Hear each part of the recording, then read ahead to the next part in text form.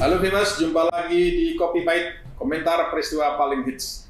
Jadi ini adalah sebuah rubrik yang ada di channel indopos.co.id yang merupakan sebuah wahana atau media yang menjadi bagian dari indopos.co.id, indopos.co.id serta koran Indopos.co. Kali ini kita akan ngobrol-ngobrol setelah tadi kita seperti biasa, setelah selesai deadline, kemudian kita meeting, capek, kita berkumpul biasa, kita mengobrol-ngobrolkan, bercengkrama tentang sepak bola, karena yang sedang hits saat ini adalah sepak bola, khususnya final Piala Dunia. Bersama saya saat ini di sebelah kanan saya ada Bung Kesit Budihandoyo, pengamat sepak bola yang top di tanah air. Apa kabar, Bang? Kabar baik, salam olahraga. Salam olahraga. Lagi sibuk apa ini, Bang Kesit? Sibuk jawab-jawab. Sibuk menganalisis. Menganalisis ya. Nanti kita ngobrol-ngobrol ya tentang bola ya, Bang Kesit. Di sebelah kiri saya ada Riza Awaludin. Apa kabar, Bang Riza? Halo, Bung Folwer. GM-nya Indopos, yang katanya penggemar Prancis katanya. Saya pun ditambah-tambah.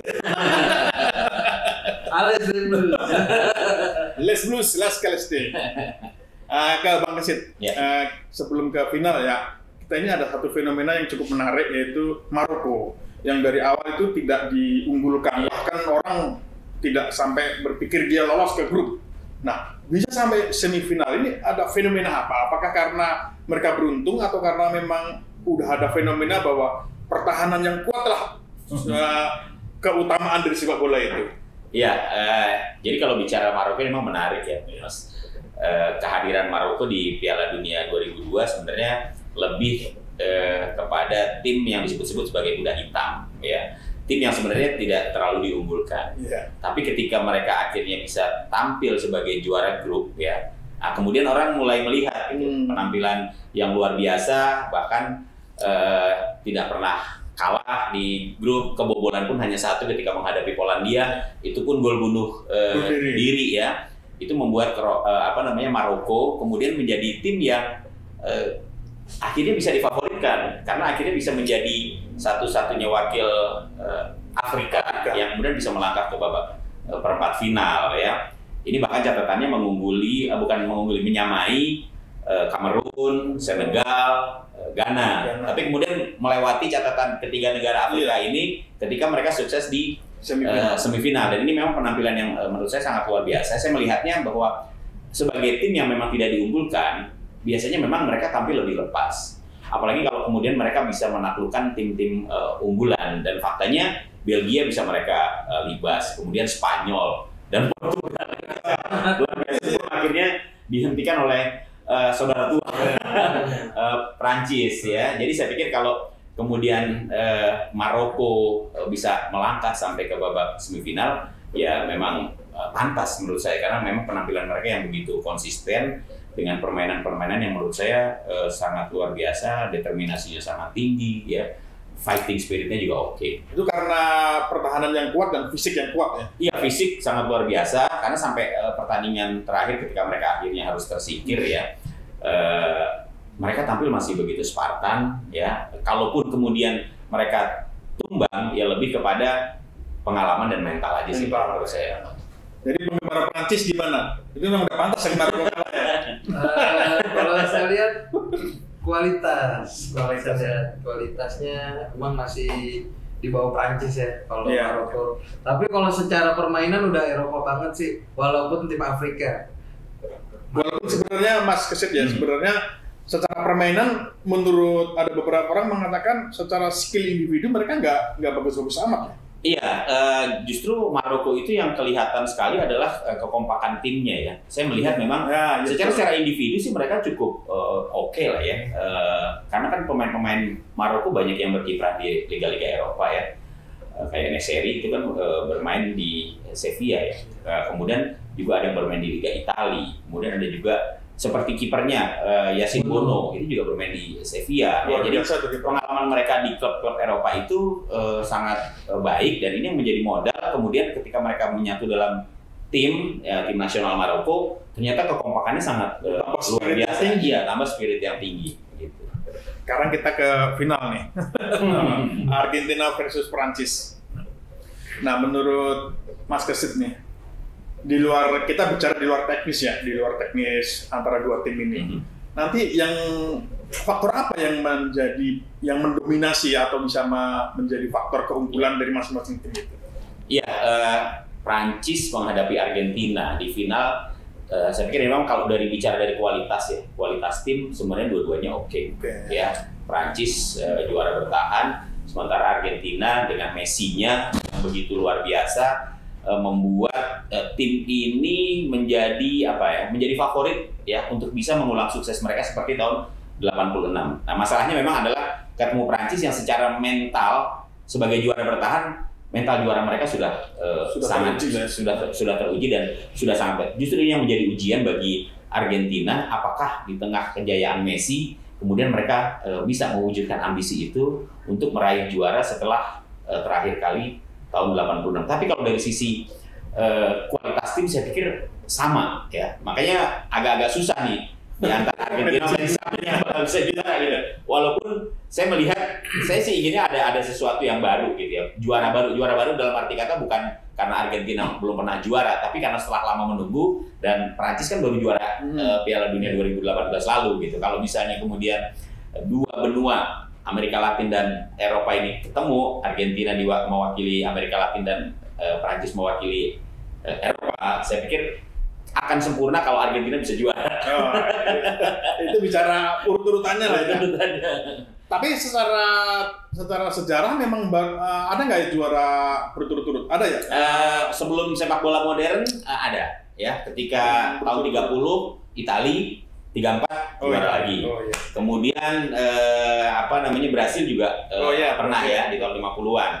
Jadi pernah ada. Kalau misalnya Prancis berhasil ya mereka akan menjadi negara ketiga setelah Italia dan Brasil yang bisa meraih juara dunia secara betul-betul.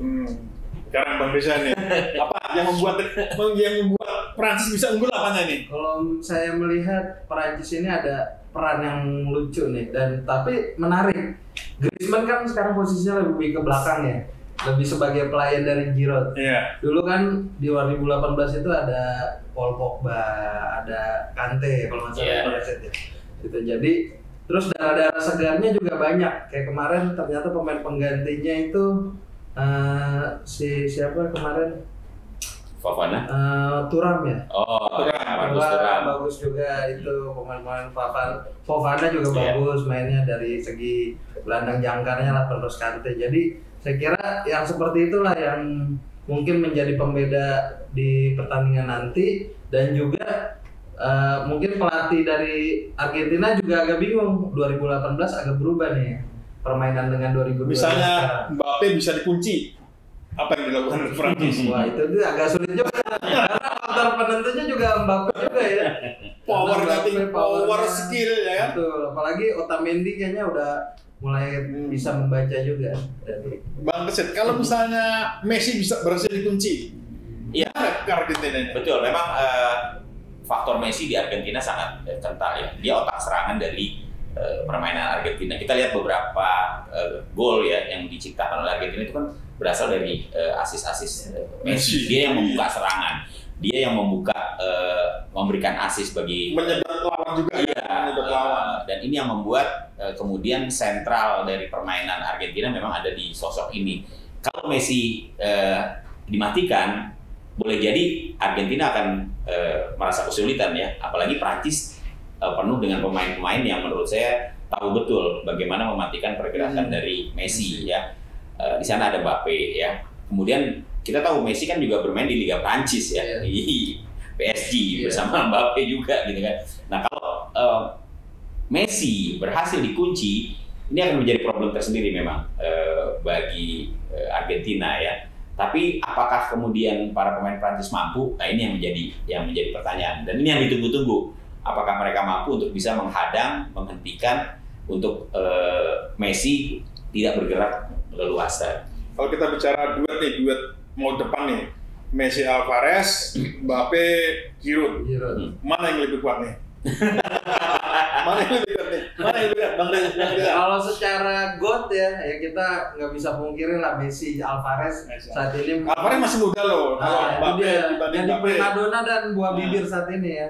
Tapi kalau bicara kolaborasi yang sulit untuk ditebak, Mbappe sama Giroud kayaknya berat juga itu. Harus dijaga hati-hati sama Lautaro Martinez. Nanti kita bicara Piala Indonesia, sepak bola Indonesia kan kita walau bagaimanapun sehebat-hebatnya negara luar tetap kalau nonton timnas adalah nomor 1. Iya. Sebelum ini kita ke ini dulu finalnya ini Bang Kesit nih persentase aja. Argentina versus Prancis berapa persen? Nah, sebenarnya kalau tadi saya bilang bahwa ini tim ini sama-sama punya kualitas ya, punya materi pemain yang juga sangat baik. Saya cenderung sebenarnya 50-50. Jadi artinya apa?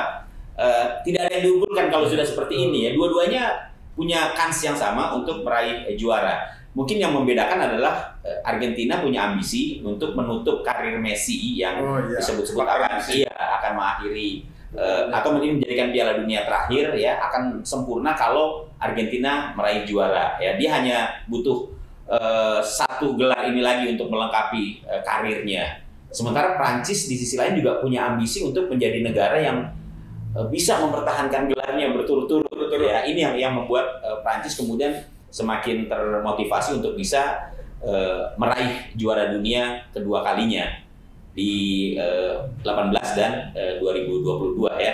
Jadi memang persaingannya akan sangat-sangat menarik, akan sangat seru. Makanya saya tidak terlalu berani untuk menjagokan bahwa Prancis lebih hebat. Tapi secara pribadi menjagokan siapa? Hati saya Argentina. Argentina sama atau sebelumnya? Argentina juara. Ini mana? Prediksimu berapa persen Bang Rizal? Kalau ngeliat persentasenya saya rasa Prancis bisa back to back nih. Jadi persentasenya mau tipis banget, 49-51 lah. Jadi 51% untuk Prancis. Oh, tetap Prancis. Oke, kita ke Indonesia ya, Bang Kesit. Kita kan lagi masyarakat Indonesia itu sedang dilanda euforia ya.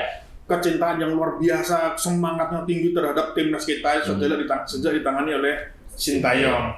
Nah, sebentar lagi kita akan menghadapi Piala AFF. Setelah Piala Dunia ini selesai, Piala AFF. Ini adalah piala yang paling seperti seharusnya gampang diraih, tapi tidak pernah bisa. Nah, gimana Bang Kesit nanti melihat Piala AFF ini? Iya, lagi-lagi bahwa Piala AFF memang seperti menjadi tolak ukur kemajuan dan keberhasilan tim Indonesia ya, khususnya di level senior. Kenapa? Karena sebenarnya Piala AFF itu buat Indonesia sudah menjadi langganan finalis maksudnya. Kita sudah 5 kali sebagai finalis, tapi belum sekalipun kita meraih juara. Bahkan kita kalah dengan yang namanya Malaysia, Singapura. Bahkan setelah Piala Tiger kan belum ya? Iya, belum. Saya tahu betul bagaimana persaingan Indonesia di ajang dulu kan namanya Piala Tiger ya. Di Piala Tiger ini sejak tahun 96 kan. Tapi ya itu kita selalu ada di bawah bayang-bayang negara-negara seperti Thailand dan kini Vietnam yang juga menjadi musuh baru ya, yang punya kekuatan di Asia Tenggara yang sudah mulai sulit untuk dikalahkan oleh Indonesia. Belum lagi Myanmar yang kadang-kadang juga suka tampil mengejutkan. Jadi saya pikir memang harusnya sih ya Piala AFF kali ini Indonesia bisa merebut ya, walaupun tetap ya masih ada rasa sedikit was-was juga. Kita tuh nggak pernah yakin dengan tim Indonesia kalau sudah mau bersaing dengan Thailand, dengan Vietnam, kira-kira begitulah. Kan kalau kita melihat Piala AFF sebelumnya ya, sejak awal itu Indonesia tuh selalu tampil gacor ya, awal-awal gitu, selalu gacor, wah semua dilibas. Tapi giliran final, tepar ini. Anti klimaks ya, Bang Rizal. Ya kalau melihat saya mental sih masih balik lagi. Mental, jadi kita belum punya sosok pemain kunci yang bisa membangkitkan seperti itu ya. Kalau melihat dari komposisi pelatih sih harusnya udah bisa. Nah, dari permainan kita juga udah perubahan, tapi ada satu lagi, kita kehilangan Elkan Bagot ya. Iya, nggak bisa main. Dia lebih memilih klubnya. Lebih memilih klub itu dia juga. Bang di semifinal aja katanya ikut. Iya, untuk awal dia tidak ya, karena dia lebih memilih klubnya untuk tampil di Piala FA ya, Inggris. Karena memang untuk AFF tidak direstui oleh FIFA atau gimana? Sebenarnya tidak ada. Iya, memang bukan kalender FIFA ya. AFF itu kan lebih kepada tingkat regional Asia Tenggara aja gitu, dan tidak ada di kalender resminya FIFA. Jadi klub boleh melarang ya? Iya, klub sebenarnya boleh melarang, tapi kalau untuk Bakun sebenarnya klub juga sudah membebaskan dia, silakan. Oh iya? Sudah membebaskan kalau ingin bermain untuk negara kamu, silakan. Cuma mungkin ada pilihan yang kemudian lebih, ya kayaknya Piala FA nih, kapan lagi saya bisa main di Piala FA, mungkin itu yang ada dalam benak Bakun ketika kemudian klubnya bermain untuk di Piala FA. Oh, berarti dia Piala FA dulu, baru di semifinal di Indonesia. Kan kalau Piala FA kalau misalnya kalah ya sudah, langsung dia mungkin bisa memilih untuk memperkuat tim nasional. Kita kembali ke euforia ya. Kita tahu bahwa beban paling beratnya adalah di pundak Sintayong. Nah, terus Sintayong juga beberapa kali mengatakan juara adalah target utama, tidak bisa dibantah lagi. Tapi ketika bicara tentang Piala AFF dengan segala kesialan kita ini, nah faktor apa lagi nanti yang bisa menyandung timnas kita? Kalau dulu faktor emosi kan, kadang-kadang kita emosi kena kartu merah, kemudian tidak sabaran. Nah, ini faktor apa? Apakah sudah tidak bisa dikikis oleh Sintayong atau ada faktor apa lagi, Pak? Kalau saya melihatnya begini, tim nasional itu kadang-kadang memang ada penyakit mental block ya, yang kadang-kadang kerap menghantui para pemain Indonesia. Utamanya ketika mereka berhadapan dengan tim-tim yang sudah pernah meraih juara Piala AFF ya. Thailand sudah pasti ya, kemudian Vietnam. Menghadapi Singapura juga kadang-kadang kita seperti walaupun kita banyak menangnya, tapi kadang-kadang ketika menghadapi tim yang pernah sukses di Piala AFF itu seperti ada mental block. Atau ketika yang penting justru malah kalah kita. Iya, jadi kalau untuk menghadapi kayak Kamboja sih di atas kita bisa lah ya, atau misalnya negara-negara Brunei, Laos, itu kan kita selalu mudah untuk mengalahkan mereka, Filipina gitu ya. Tapi ketika menghadapi 3 negara seperti Thailand, Vietnam, kadang-kadang Singapura atau Malaysia, kita suka muncul mental block itu. Jadi yang harus dibenahi oleh Sintayong menurut saya memang lebih kepada faktor mentalitas kita pada saat bermain. Artinya selama ini perubahan yang paling terlihat apa, Pak, setelah ditangani Sintayong? Dari sisi permainan ada perubahan ya, variasi permainan ketika terjadi kebuntuan ini juga sudah mulai terlihat ketika Sintayong menangani tim nasional kita. Sudah nggak langsung longkol lagi gitu? Iya, dulu kan begitu, selalu monoton. Jadi gampang terbaca oleh lawan. Tapi sekarang kemudian juga ada kombinasi pemain-pemain yang sebagian besar pemain muda ya yang sudah dipercaya oleh Sintayong. Ini yang membuat optimisme dari Sintayong agak tinggi. Iya nggak, berarti nggak gambling lah ya, walaupun memasang pemain baru. Iya, betul. Mas Bang Rizal, apa yang dilihat berubah dari sejak ditangani oleh Sintayong? Kalau saya lihat kesempatan tim pemain-pemain muda, saya lihat udah mulai banyak lah diberi kesempatan. Apalagi pemain-pemain yang dulu angkatannya Egy Maulana Fikri itu udah mulai jadi punggawa timnas sih. Saya lihat. Memang rata-rata lebih muda sih ya. Lebih muda. Kadang-kadang memang dia yang membuat katanya Sintayong itu kalau membuat taktik, kadang-kadang membuat pelatih lain bingung. Dan kadang-kadang formasinya juga suka berubah-ubah, berubah-ubah karena dia merasa yakin bahwa pemain yang diturunkan siapapun itu semuanya kualitasnya sama, siap gitu. Jadi siapapun yang diturunkan Sintayong tidak pernah yakin, walaupun kerangka timnya sih tetap ya, kerangka timnya pemain utamanya 7-8 pemain itu tetap. Ini kita kesimpulan terakhir nih untuk timnas Indonesia ini. Ada ekspektasi nanti kita bisa berkiprah di Piala Asia tahun depan. Kita lolos Piala Asia nih ceritanya. Nah, menurut Bang Kesit nih, dengan tim yang sudah ada 24 ya, berapa tim? 24 tim ya yang sudah berkiprah di Piala Asia itu. Seberapa besar peluang kita dengan tim yang ada saat ini?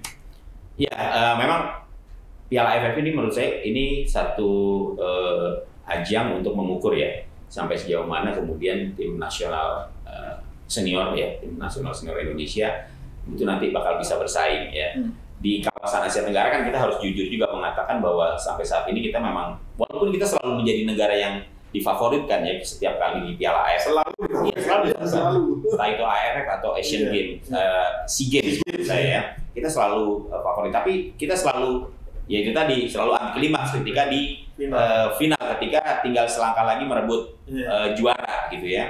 Jadi saya pikir AFF ini menjadi satu tempat yang sangat baik ya, sangat pas lah untuk mengukur sampai sejauh mana kesiapan Indonesia untuk melangkah di Piala Asia. Walaupun tentunya ketika berada di Piala Asia kita akan berhadapan dengan tim-tim yang pasti jauh lebih kuat ya dibandingkan dengan kekuatan tim-tim Asia Tenggara. Tapi Bang Kesit sendiri optimis ya dengan Sintayong kepemimpinannya dia? Sejauh ini saya masih melihat dia it's okay ya.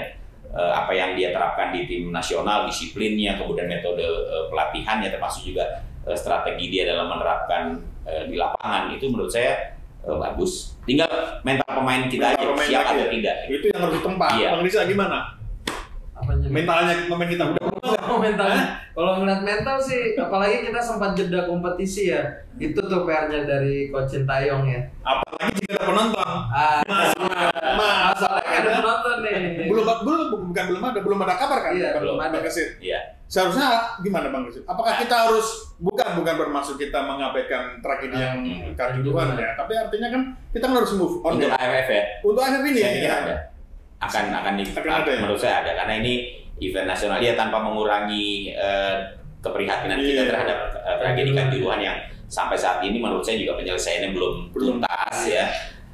Tapi sepak bola kan harus tetap jalan ya. Apalagi ini ada tim nasional yang mudah-mudahan penonton juga bisa hadir ke stadion walaupun di kompetisi Liga 1 saat ini belum boleh ya, tidak diizinkan. Tapi untuk tim nasional harapan saya dan harapan pecinta sepak bola Indonesia pasti penonton bisa dihadirkan. Semoga Pak Kapolri memberi izin ya.